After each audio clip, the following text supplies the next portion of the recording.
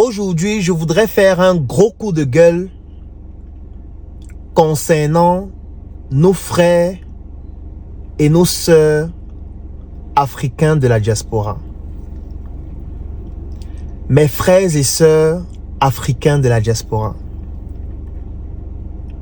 je vous aime. Je vous adore. Je le dis toujours dans mes vidéos, sans la diaspora, l'Afrique ne peut pas réellement décoller sur le plan économique de manière exponentielle. Cela ne peut pas se faire sans la diaspora, pour plusieurs raisons. La première raison, c'est le fait que les Africains de la diaspora vivent dans un environnement qui est beaucoup plus avancé que l'Afrique. Et le fait de vivre dans un écosystème aussi développé, ça entraîne forcément des frustrations. Ça fait mal d'être dans un pays dans lequel le système de santé fonctionne de manière optimale, dans lequel les routes sont agréables, dans lequel le système de sécurité sociale est parfait, dans lequel la nature est agréable à vivre, tout est propre, tout est bien rangé, les choses se font de manière fluide. Mais dans son pays, on n'a pas tout ça. Ça frustre. C'est frustrant au quotidien. Et du coup, cette frustration pousse à vouloir contribuer au développement de son pays aussi. On aimerait aussi voir ça dans son pays. On aimerait aussi que notre pays puisse se développer. On aimerait aussi que notre système de santé puisse s'améliorer.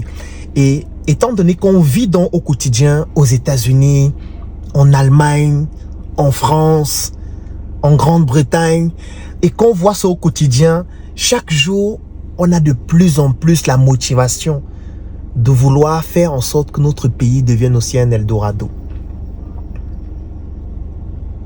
Donc je peux comprendre la frustration de nos frères de la diaspora, de nos sœurs de la diaspora, qui veulent que les choses avancent, qui veulent que les choses changent. Parce que quand quelqu'un n'a vécu qu'au Cameroun, qu'au Bénin, qu'au Togo, depuis qu'il est né, il n'a jamais changé de ville, il n'a jamais changé de pays, il ne sait même pas ce qui se passe ailleurs, il a parfois l'impression que ce qui se passe dans son pays est normal. Donc du coup, ce sera un peu difficile qu'il ait un certain niveau de frustration. Mais lorsque vous quittez de votre pays, quand vous quittez la Côte d'Ivoire, vous quittez le Burkina Faso, vous quittez le Bénin, vous quittez le Mali, et vous vous retrouvez du jour au lendemain aux États-Unis, c'est clair que ça crée beaucoup de frustration. Oui, aux États-Unis, il y a aussi des tares. Parce que voilà, aux États-Unis, on tue aussi les gens chaque jour. Aux États-Unis, les gens ont les armes. Aux États-Unis, les élèves viennent à l'école tuer leurs camarades. Aux États-Unis, il y a aussi des sans-abri. Il y a aussi des gens qui dorment dans la rue. Oui, mais ne nous comparons pas seulement aux autres par rapport à ce qu'ils ont de mauvais. Voyons ce qui est excellent chez eux et trouvons le moyen de pouvoir appliquer cela chez nous aussi. Forcément, quand on quitte du Cameroun, on arrive à Los Angeles. On est bluffé par les routes. On est bluffé par le système de santé. On est bluffé par le développement sur le plan technologique. On est bluffé. Et si on est encore employé dans une entreprise, on est encore plus frustré. Pourquoi? Parce que dans cette entreprise, on voit comment les gens travaillent avec des protocoles. Les gens travaillent avec méthode. Les gens travaillent énormément. On dort très peu. Donc forcément, ça énerve. Ça t'énerve. Parce que quand tu vois ça au quotidien, et puis le soir, quand tu rentres du travail, tu te connectes sur ton téléphone, tu regardes le journal dans un pays de l'Afrique, rien que la qualité d'image t'énerve déjà. L'image, c'est comme si on avait versé l'huile rouge sur l'écran. Donc ça t'énerve. La résolution t'énerve. La manière de faire les reportages t'énerve.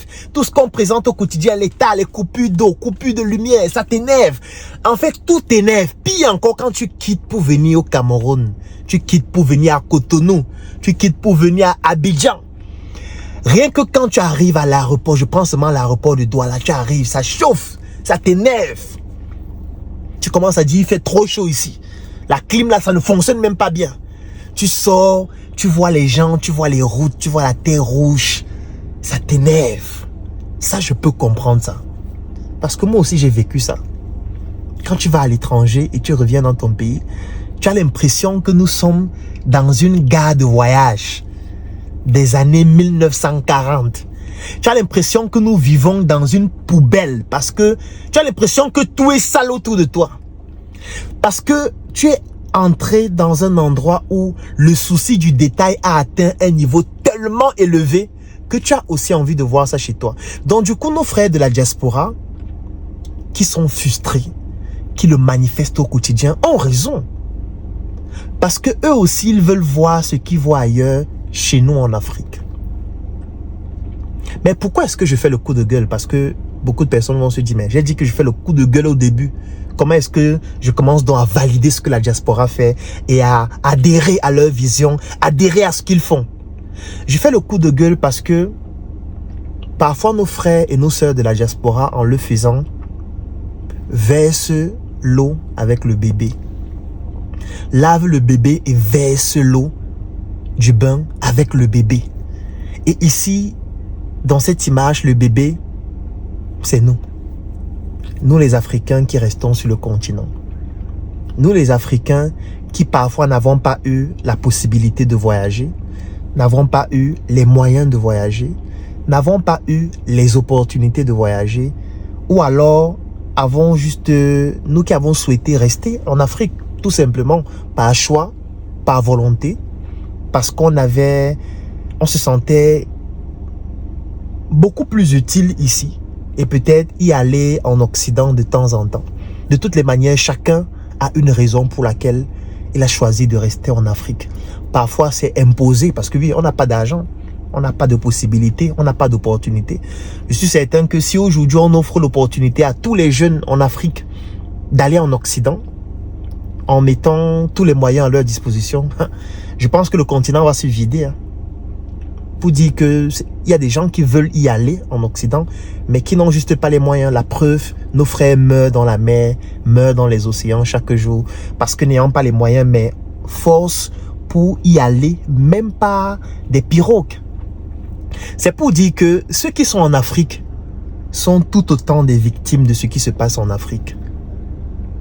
Nous les Africains qui avons choisi de rester en Afrique.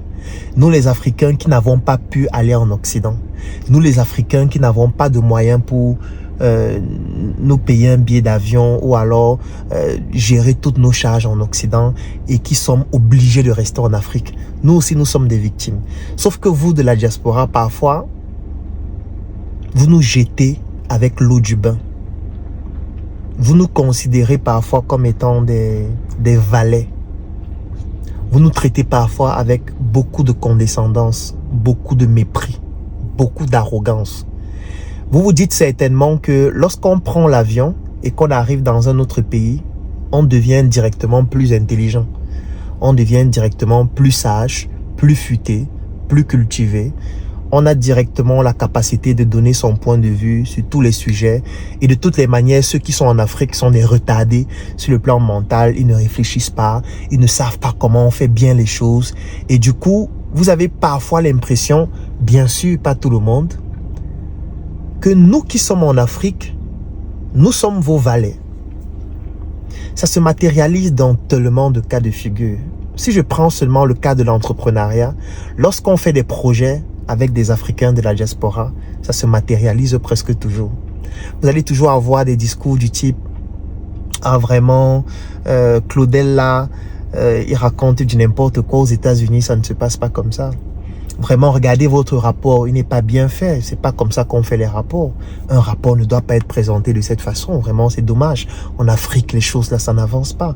En fait, il y a toujours des remarques avec beaucoup de condescendance, avec beaucoup de mépris. Même lorsqu'on fait du mieux qu'on peut, parce que ceux qui sont en Occident connaissent le contexte de l'Afrique. Parfois, certains ont fui. Parfois, certains ont quitté l'Afrique parce qu'ils n'y arrivaient pas. Ils n'arrivaient pas à résister. Ils ont craqué. Certains sont partis par la mer parce que l'Afrique... En fait, ils étaient déjà morts. Ils se sont juste dit, si on prend la pirogue, en fait, je suis déjà mort en Afrique, donc si je meurs encore dans la mer, bon, c'est pas un problème. J'ai quand même une chance de pouvoir y aller. Vous qui avez quitté l'Afrique, vous savez ce que c'est que l'Afrique. Vous savez comment c'est difficile de vivre dans un environnement où tu n'as pas d'eau, tu n'as pas de lumière, tu n'as pas de connexion Internet. Même quand il y a la connexion, elle est très lente, elle n'est pas optimale. Où tu n'as pas la possibilité d'être accompagné, même lorsque tu fais des projets d'une certaine ampleur. Vous connaissez l'état de l'Afrique. Cet état-là, nous on vit dans ça. Sauf que parfois, vous traitez avec nous comme si nous sommes... Dire des animaux, ce serait manquer de respect aux animaux. Parce que j'ai beaucoup de respect pour les animaux. Les animaux sont très intelligents. Donc, je ne peux pas dire que vous nous traitez comme les animaux parce que ce serait manquer de respect aux animaux.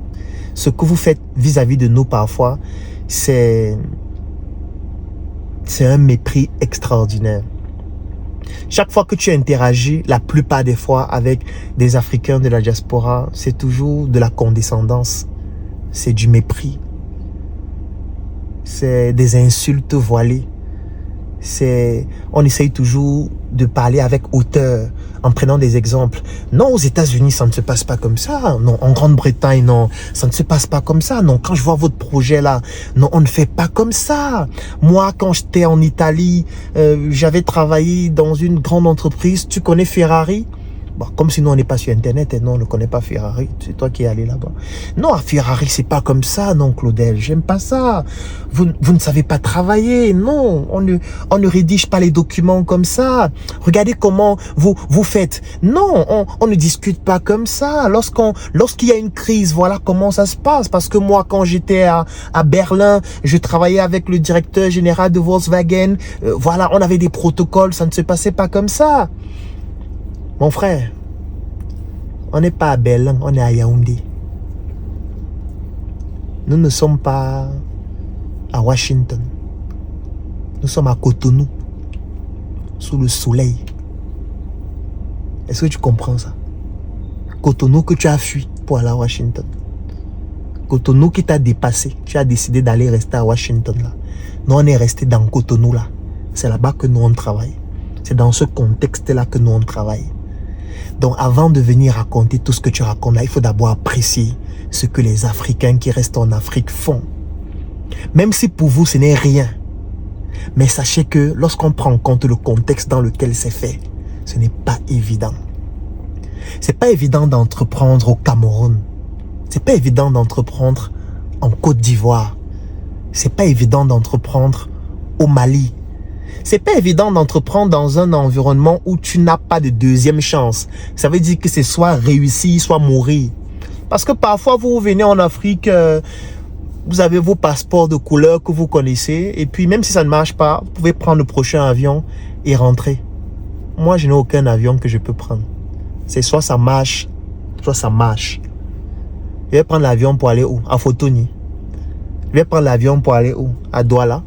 Je suis là au Cameroun, avec toutes les tares, toutes les difficultés, tous les challenges. Il n'y a pas d'eau, il n'y a pas de lumière, il n'y a pas d'internet, il n'y a pas de nourriture, il n'y a pas d'accompagnement, il n'y a rien. On se bat dans ça. Donc mon frère, respecte ça. C'est la moindre des choses. On ne demande même pas plus. On ne demande pas de faire le miracle. Si vous ne voulez pas nous aider, au moins respectez le travail qu'on fait. Si vous ne voulez pas apprécier le peu qu'on fait, au moins respectez le travail qu'on fait. Parce que la plupart d'entre vous, vous avez fui. Ça vous a dépassé. Vous avez essayé, vous avez tapé poteau une fois, deux fois, trois fois. Vous avez fui, vous êtes parti. Je respecte que vous soyez parti. Chacun a le droit d'être heureux dans l'environnement dans lequel il se trouve. Si vous êtes heureux aux États-Unis, c'est de votre droit. Si vous êtes heureux en Grande-Bretagne, c'est de votre droit. Si vous êtes heureux en Chine, c'est de votre droit. Personne n'est obligé de rester en Afrique, ou au Cameroun, ou au Tchad, ou au Bénin. Non, personne n'est obligé de rester là. Mais respectez ceux qui sont là. Respectez ceux qui travaillent là dans le contexte dans lequel ils le font. Ce n'est pas évident et vous le savez que ce n'est pas évident. Donc, c'est un coup de gueule pour faire comprendre à nos frères et nos sœurs de la diaspora que nous sommes dans le même combat. Nous avons les mêmes objectifs. Nous nous battons au quotidien pour les mêmes causes. Maintenant, nous n'avons pas les mêmes outils. Nous ne sommes pas dans le même environnement, Nous n'avons pas les mêmes facilités. Nous n'avons pas la même perception, mais nous avons tous en commun la même destination. Nous voulons que notre environnement, nos pays se développent et que notre continent puisse être le meilleur endroit où il faut vivre. Nous nous battons au quotidien pour ça. Certains se battent dans les hôpitaux, sans gants, sans matériel, sans stéthoscope, sans plateau technique. D'autres se battent dans les chantiers sans bottes, sans casque, sans rien. D'autres se battent pour fabriquer des produits que nous allons consommer sans accompagnement, sans financement, sans connaissance, sans école pour les préparer à pouvoir affronter ces différents challenges. D'autres se battent en étant sur Internet, en bavardant comme Claudel, en se présentant comme l'idiot du gâche, je vais dire l'idiot du marché, le fou du village, sur qui on peut cracher et raconter tout ce qu'on veut. Chacun se bat avec ses outils. Vous aussi, vous avez vos outils. On a besoin de vos outils. Vous êtes dans un environnement où il y a la technologie, on en a besoin. Vous êtes dans un environnement où il y a la finesse, on en a besoin. Nous sommes tous ignorants, mais pas des mêmes choses. Apportez-nous ce que nous n'avons pas pour que nous puissions nous améliorer, pour que vous et nous soyons comme la clé et la serrure. C'est-à-dire, nous n'avons pas les mêmes fonctions, mais en nous mettant ensemble, la clé peut actionner la serrure pour ouvrir la porte qui va permettre à l'Afrique de se développer. Ne venez pas nous dire au quotidien que nous sommes cons, nous sommes nuls, on ne comprend rien, nous sommes faibles, nous sommes ceci, nous sommes cela. On se bat énormément pour avoir le peu de résultats que vous voyez. Peut-être pour vous, ça ne représente rien, mais pour nous, ça représente beaucoup parce que nous le faisons avec fierté.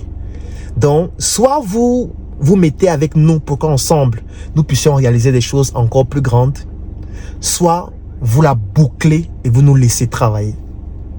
C'est tout ce qu'on vous demande.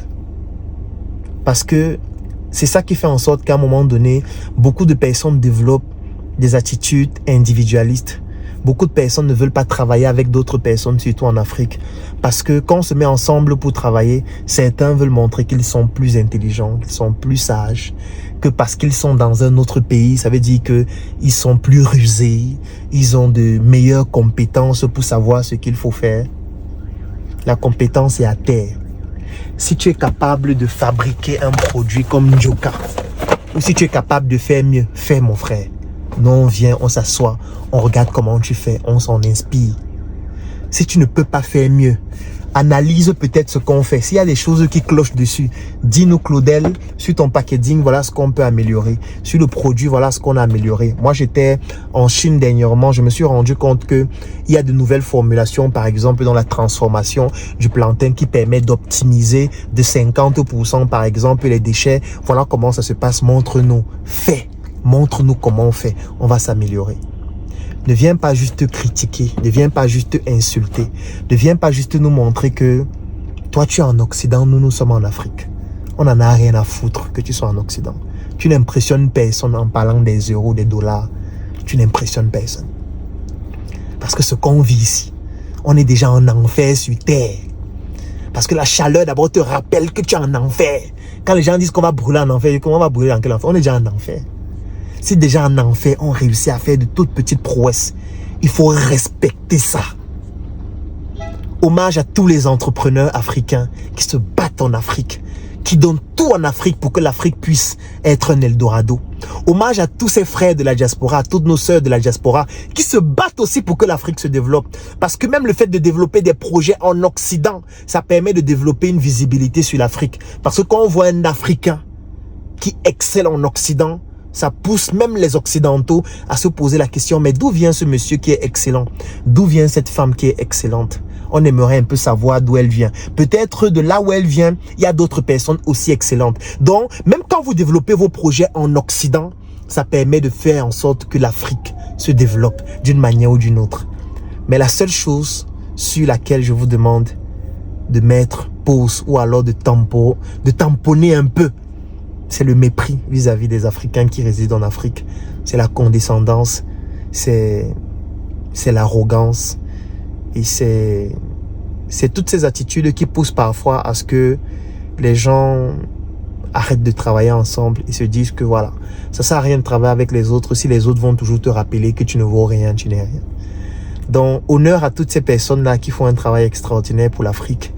Et même par la force, on va se développer.